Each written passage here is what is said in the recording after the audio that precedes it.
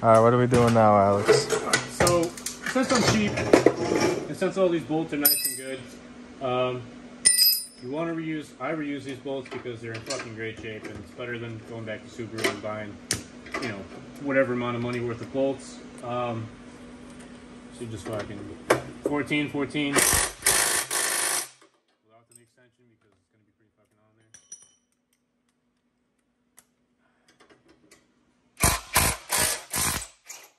Come out like cake. You could beat free bolts, to be honest with you. I can't. So I'll reuse these. The pain in the neck one actually comes to this one. Since I have a 3-bolt setup, I gotta get 3 bolts, and this one's kind of a pain in the neck. You gotta kind of squeeze this one in here. On the motor, it's gonna be a lot more difficult. But you just fucking twist it on there like that. Boom. Comes out. Yep. Wherever the bolt went. Bolt's right here. I think they got one. Oh, here's the nut. Boom. And the bolt is right here. So we got 3 bolts, 3 nuts, all this right here. These are the coil packs from the motor itself. I'll just reuse them because honestly they're not bad. This gasket I'm only reusing for instructional purposes. I'm putting on a header and whatnot. I will not be reusing this because this is in kind of shitty shape and only $5 to $10 for this gasket. So, all right. Hey. They won the battle. I was trying to be too cheap and not replace it and just clean it off, call it a day, but at the end of it, I don't want to exhaust leaks. Hey, hold on. This shit, you can hear it flexing, screaming for help to be replaced. So like I said, this is a Pro Sport up pipe with external wastegate. It actually has the exhaust temperature sensor, so a lot of people don't use them. I probably won't, because I could care less about UGTs because it's going to be straight piped anyways. Your AFR sensor will just go there. Just use the original one. So basically we just take this baler and you're just going to take, you're going to fucking one bolt, boom, and put this on here, boom, and take this. Oh wait, before we go ahead do that, let's fucking take this off real quick. We don't need that bracket. The bracket's not beneficial. Fuck that bracket. As he just said. And we're gonna take this guy. I'm gonna put this guy right here. Just like this. Boom. Boom. One of your bolts or nuts. Put it on here. Start tightening it on. Just kind of get it on there. So you still got 3 more to go. The second one on. Line up your gasket. Sometimes it'll be a little finicky.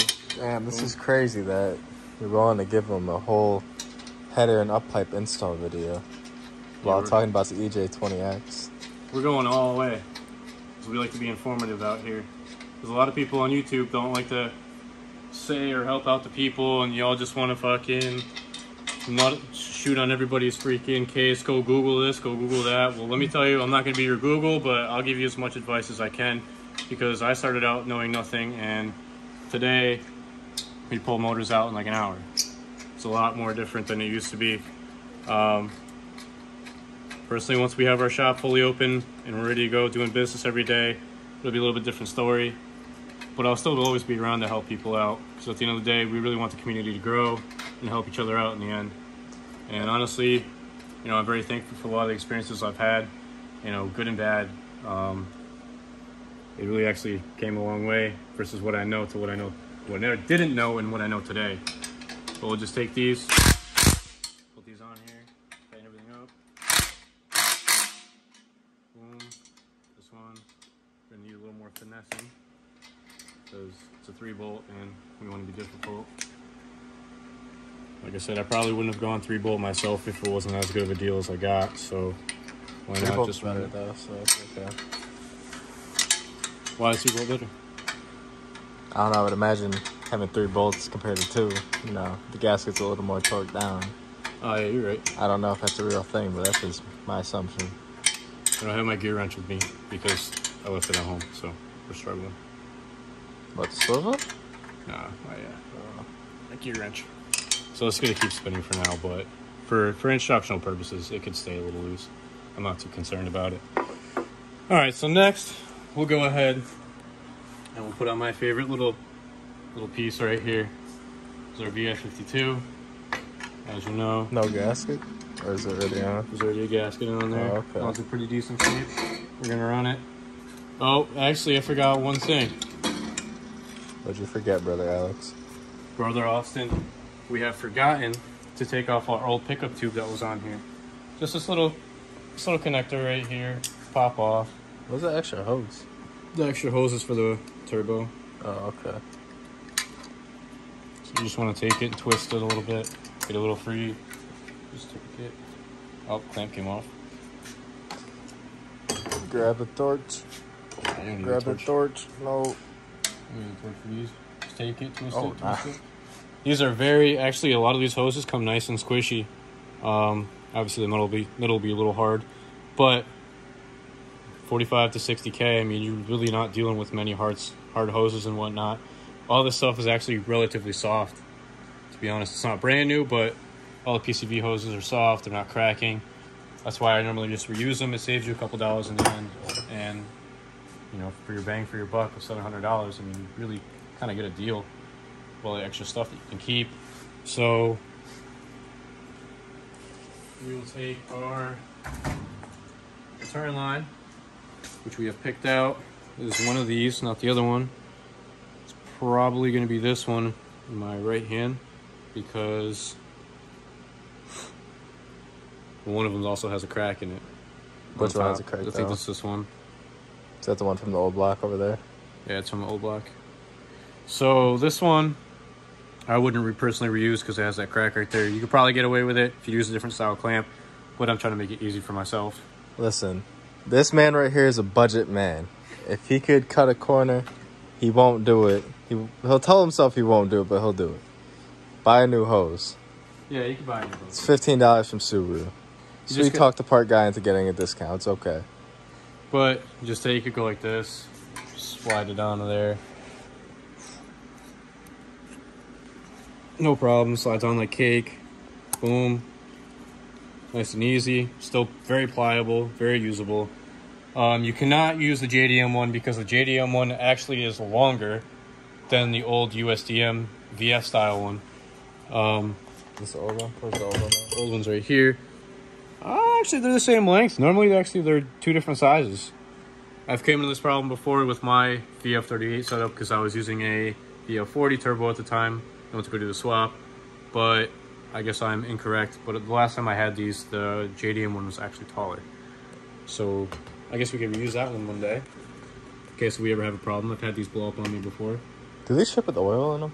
No. Well, they'll have like little remnants of oil, but okay. They're normally, for the most part, they're pretty much drained out. I mean, there's still coolant in it. Yeah, just whatever didn't completely come out. So yeah, like these come with a cylinder 4 mod. This one actually didn't, but from one of my older motors that I had, I actually saved these. It's just a 22 millimeter. You throw it all the way in.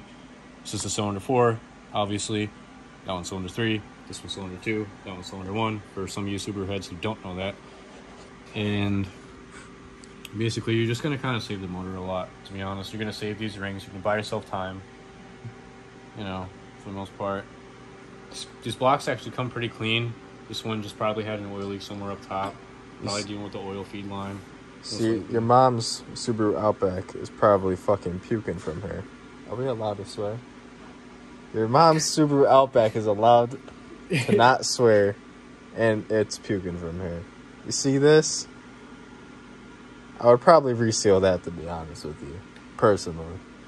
So this part right here, I think for now, until I get an actual pickup tube and get an actual oil pan that's not OEM, I'm just going to leave it as is because I don't really want to go through the process of draining all this stuff out and everything. Big Sender. But to be honest with you, to be fair, for this only having a valve cover leak right over here, that's honestly pretty good because, again, it's a $700 used motor. The head gaskets right up here, you can see that they're pretty clean. Like, we normally don't have any head gasket problems with these motors. Maybe different lighting, you can see how clean they are, but Nonetheless, they are very clean. You'll see that the exhaust ports and the intake ports, they are very clean. Grab a light. Yeah, grab a light. Oh my god. You see in there, they actually come very clean. Straight from Japan. Bring it towards me a little bit. There you go. Oh yeah, bring it back a little bit. No, like back towards me. Oh yeah. You see that they come very clean. Every single port's pretty much the same. Not very much carbon buildup. They run about better gasoline there than we do here. So that's like one of the biggest helpers. They're like 93, it's like I think 98 or something like that on the octane scale. So they have it better than the US in terms of fuel. That's why they have better emissions for the most part. And cooler cars. And cooler cars. Like the Laborde and all that good stuff. One thing I need now is a lamp. Plenty of